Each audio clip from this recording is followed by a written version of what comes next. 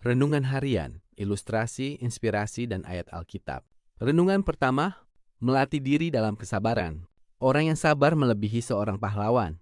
Orang yang menguasai dirinya melebihi orang yang merebut kota. Di zaman sekarang ini, semua orang menyukai segala sesuatu yang serba instan. Dalam hal makanan saja, orang lebih memilih makanan yang cepat saji dibanding harus repot-repot memasak. Dalam hal bekerja, inginnya cepat dapat pekerjaan yang hebat, ingin cepat dapat gaji besar, ingin cepat naik jabatan, dan sebagainya. Apa-apa maunya serba instan. Kalau bisa tidak perlu kerja keras, tidak perlu usaha mati-matian, tidak perlu merasakan beratnya suatu proses. Sungguh tak banyak menemukan orang-orang yang punya kesabaran untuk menunggu, kesabaran untuk menjalani proses. Punya kesabaran adalah sebuah ujian iman.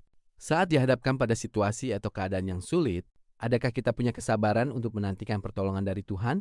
Ataukah kita kehilangan kesabaran, lalu berpaling dari Tuhan untuk mencari pertolongan lain? Kesabaran adalah salah satu buah roh yang harus dimiliki orang percaya. Memang tidak mudah bagi kita untuk punya kesabaran. Bersabar menghadapi suami kasar, bersabar menghadapi istri yang super bawel, bersabar menghadapi anak-anak yang nakal, terlebih lagi bersabar dalam menantikan jawaban doa dari Tuhan. Bersabar menantikan janji Tuhan digenapi dalam hidup ini. Nabi Habakuk menguatkan, sebab penglihatan itu masih menanti saatnya, tetapi ia bersegera menuju kesudahannya dengan tidak menipu.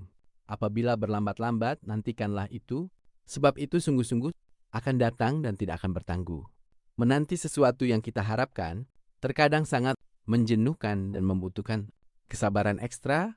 Oleh sebab itu, kita perlu melatih diri bagaimana menjadi orang yang sabar di segala situasi.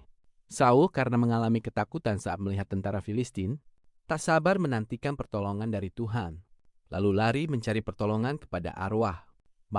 Bukankah tidak sedikit orang Kristen yang berlaku demikian? Tidak sabar menunggu waktu Tuhan bertindak. Kita pun lari mencari pertolongan lain. Padahal Tuhan yang kita sembah adalah Tuhan yang maha sanggup melakukan segala sesuatu di luar apa yang kita pikirkan. Waktu Tuhan adalah yang terbaik, karena itu bersabarlah menantikan Dia bekerja. Renungan kedua, hal terbesar. Kamu telah mendengar bahwa aku telah berkata kepadamu, aku pergi, tetapi aku datang kembali kepadamu. Sekiranya kamu mengasihi aku, kamu tentu akan bersuka cita karena aku pergi kepada Bapa-Ku, sebab Bapa lebih besar daripada aku. Berpisah adalah hal yang sulit bagi mereka yang mempunyai ikatan yang erat. Ikatan yang erat itu dirangkai oleh pengalaman yang indah, penuh kasih, yang mengesankan, dan yang tidak akan tergantikan oleh apapun. Sebaliknya, perceraian atau perpecahan menjadi ancaman di mana ada komunitas yang tidak satu sebab ada yang merasa lebih tinggi dari orang lain yang kemudian mengintervensi orang lain dengan berbagai tuntutan egoistis. Para murid akan berpisah dengan Yesus, guru mereka yang mengasihi mereka dan yang mereka kasihi. Tentu saja ini menjadi perpisahan yang berat bagi mereka. Tuhan Yesus mengingatkan bahwa Ia akan kembali lagi kepada mereka. Penyertaan Tuhan itu kekal bagi mereka yang selalu mengasihinya. Kasih kepada Tuhan Yesus akan membuat para murid bersuka cita akan hal Yesus pergi kepada Bapa, sebab Bapa lebih besar daripada Yesus. Kekasih pergi kepada yang lebih besar adalah sesuatu yang seharusnya membawa sukacita dalam hidup ini. Hal terbesar dalam kehidupan ini adalah ketika orang pergi kepada yang terbesar dalam kehidupan ini, yaitu menemukan hidup yang sesungguhnya. Bermakna sebab itu diisi oleh ketaatan kepada Allah yang adalah asal segala sesuatu dan yang kepadanya akan kembali, pergi lagi kepadanya segala sesuatu. Besarlah Tuhan kita dan berlimpah kekuatan. Kebijaksanaannya tak terhingga. Ilustrasi. Kunci rumah di bawah keset di sebuah rumah. Penghuninya memiliki kebiasaan yang sudah dilakukan selama bertahun-tahun. Setiap kali ingin pergi keluar rumah, secara terburu-buru, mereka selalu menyembunyikan kunci rumah di bawah keset depan pintu. Kebiasaan ini terasa sangat praktis karena mereka tidak perlu repot-repot membawa kunci masing-masing. Selama bertahun-tahun, cara ini selalu berhasil dan aman. Rumah mereka tidak pernah kemalingan dan mereka selalu menganggap bahwa lingkungan tempat tinggal mereka sangat aman dari kejahatan. Kebiasaan ini pun menjadi rutinitas otomatis yang dilakukan tanpa pernah dipikirkan lagi risikonya, hingga pada suatu hari, sebuah keluarga baru pindah ke rumah kosong yang berada tepat di seberang jalan. Keluarga baru ini memiliki seorang anak kecil yang senang bermain bola di halaman depan. Suatu sore,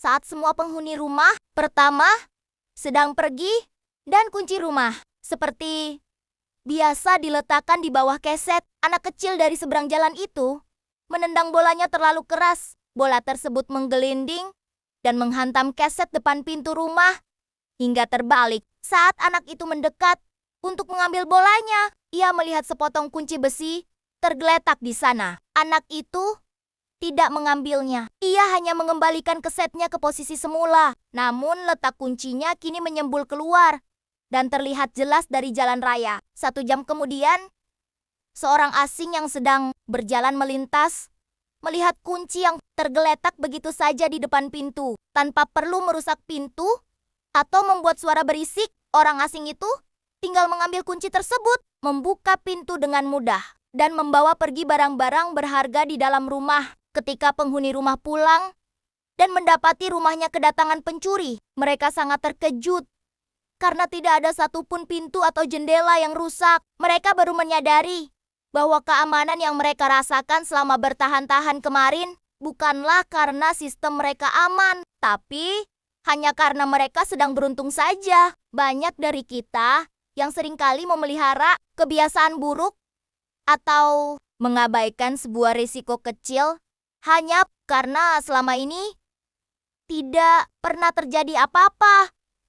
Kita sering merasa aman-aman saja menunda pekerjaan, mengabaikan kesehatan, atau menyepelekan kejujuran kecil dalam hidup. Kita lupa bahwa kenyamanan dan keamanan yang kita nikmati hari ini seringkali hanyalah bentuk kemurahan hati dan perlindungan dari Tuhan, bukan karena kita sudah hidup dengan benar atau sempurna. Jangan menunggu sampai terjadi masalah besar atau pencuri masuk ke dalam hidup kita baru kita mau berubah. Berhentilah menyepelekan hal-hal kecil yang salah dalam keseharian kita. Perbaiki selagi bisa, karena keberuntungan tidak akan selalu datang setiap hari untuk menutupi kelalaian kita. Sebab orang yang tak berpengalaman akan dibunuh oleh keengganannya, dan orang bebal akan dibinasakan oleh kelalaiannya.